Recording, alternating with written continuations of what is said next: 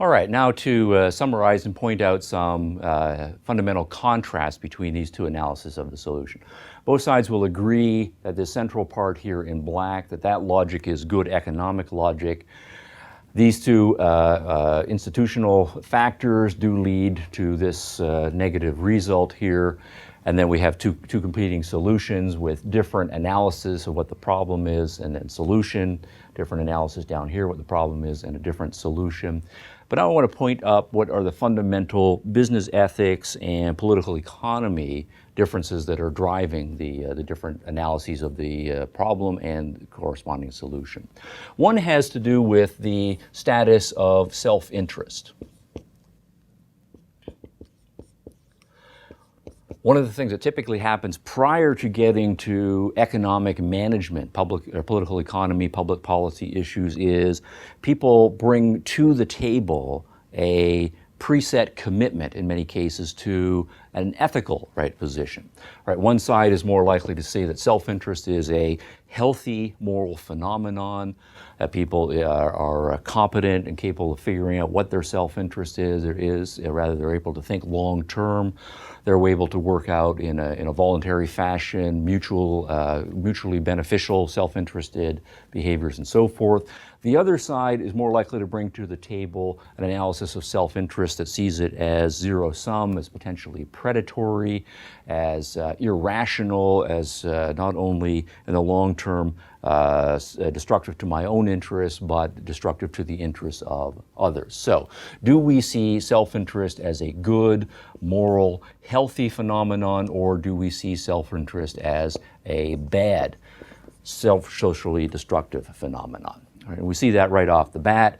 When we look at the scenario here, this side is immediately focusing on self-interest as the problem and playing up the negative results of self-interest. This side over here sees self-interest, as long as it's on the right institutional framework, as having positive energies that can be channeled in a healthy direction. All right, the second thing that is contrasting in these two positions here is the status of private property as an institution.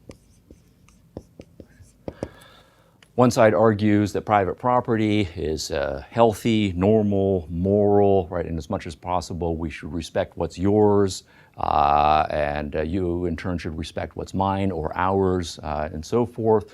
And so we see private property and individual control of private property as a good phenomenon.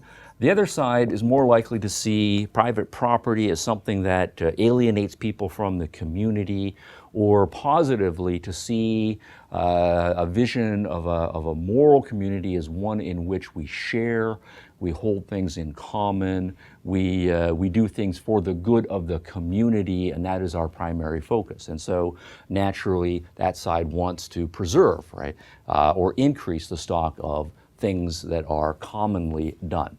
So we see that in this case here, this side is more likely to see up here that the commons is a problem and to be very comfortable and move smoothly to the idea of let's privatize the commons as much as we possibly can. This side over here resists, right? It wants to keep things in the commons as much as possible. And so the logic of its position then leads it to try to develop institutions that will preserve and protect things in the commons.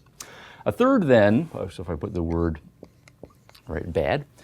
The third point here has to do with the scope of government.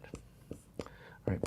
One side will bring to the table the idea that there's a fairly limited function for government. The government's job might be initially to institute private property rights, right, to take the 10,000 acres, to divide it up among the 50 people, to assign title, and then to develop the legal mechanisms that will protect people's property from thieves, from contract disputes, and so forth.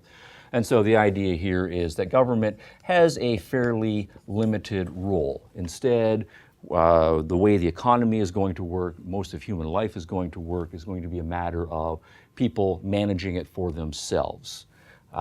This side, by contrast, is more likely to see and call for an expansive role of the government in most areas of human life, in this case here in the economy as well. So do we see the government as limited in its focused rather, or very broad, right, in its role in the government. That's an abstract political philosophy point that is brought to bear.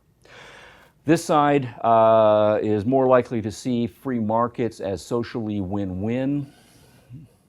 So if we put free markets on the table here, this side will say what happens in a free market is people use their property to their own advantage, and that has network effects that benefit other people.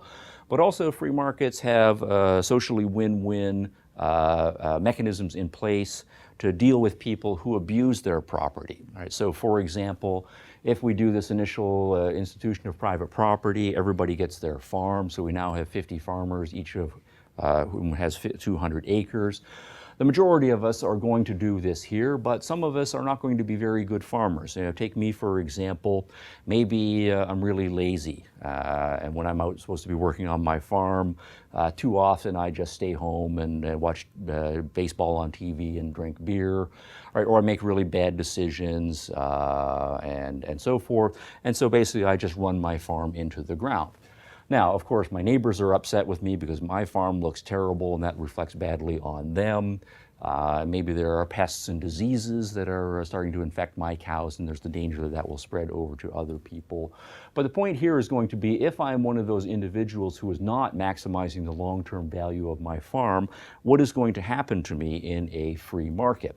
Well, what's going to happen to me in a free market is my farm will no longer be able to support me, right? My cows will get skinny, they will get disease-ridden, and pretty soon I will be out of business, right? Or I won't be able to make a living from my farm. What that then means is, if I'm going to stay alive, I'm going to have to then sell my farm. That's the thing that's got some latent economic value, and so I will just have to sell my farm off, take the funds from that, and then do something else.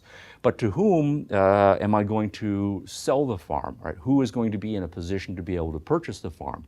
Well, it has to be one of the other 49 farmers who did a good job with his or her farm, was very profitable, and has saved up a certain amount of money so that he or she is in a position then to buy my farm. So what that means then is, in the medium to long term, if I am a bad farmer, right, who doesn't do this, then I'm not going to be able to retain control of my resource for the long term. Instead, the control over my resource is going to shift to somebody who does maximize the long-term value of that resource. And so in the longer term, we'll weed out the people who are abusers of resources or misusers of resources, and control of those resources will go to those who do well by them. And then what happens to me in that scenario? Well, chances are good then that I will have to go and work for you, right? You now have, as if you're the person who purchased it from me, you now have, say, 400 acres. That's a lot for one person to manage, and so you will hire me. But at least I will be working now for someone who is a good farmer, right? And my working for someone who is a good farmer, who knows what he or she is doing with the resources, better for me, right, in that case, than being a dysfunctional farmer on my own. So that is the argument that free markets typically are win-win. The other side is more likely to say that free markets are going to be win-lose. Right? That what's going to happen here is they will say the problem in this case here, for example, is that we had a kind of free market, right? We had these resources here and we left people free to do whatever they wanted, right, with those resources as well. And so free market meant a kind of anarchy, right, a negative anarchy in which nobody could trust anybody, the resource was misused, right, and so forth. And we know that that is a negative effect right over here. So the argument here is going to be that free markets are an inherently negative force. They set people against each other in competitive ways, and so that is a problem. Another element here is over the status of the various kinds of incentives that the two put in place. And this is a combination of the role of government or the role of free markets, because these two institutions incentivize people, right, in very different ways. If you'll notice, the common incentivizing point here on this side of the debate is to say that we need to have rationing, we need to have taxation, we need to have conscription, we need to have policing, and we need to have penalties. All of those involve compulsion, right? We are saying if you don't follow these regulations, then bad things will happen to you. The police will come after you. They will make you pay your taxes. They will make you show up for work when you're supposed to. They will physically remove your cows from the resource if they are inappropriate. And so what this side is arguing is that we need a great deal of compulsion in order to get people to do the right sorts of things. This side, by contrast, is saying that we really don't need very much compulsion at all. Instead, if we have people in a free market, right, with their own resources, then their self-interest is going to motivate them voluntarily to want to do things that are good for them, good for the resource, and so forth. So I don't want to be sued, and you don't want to be sued, so we will then voluntarily respect the limits between our property here. I want to make a lot of money, so I will voluntarily engage in improvements that are going to do so, and the same thing holds with respect to maintenance. So this side then is more likely to argue that various voluntary mechanisms are going to best lead to the proper kinds of results. Okay, so these are 5 points of contrast: the status of self-interest, the institutional value of private property, the scope of government, whether we are friendly or unfriendly toward free markets, and what we see as the proper incentivizing structure in order to achieve good results.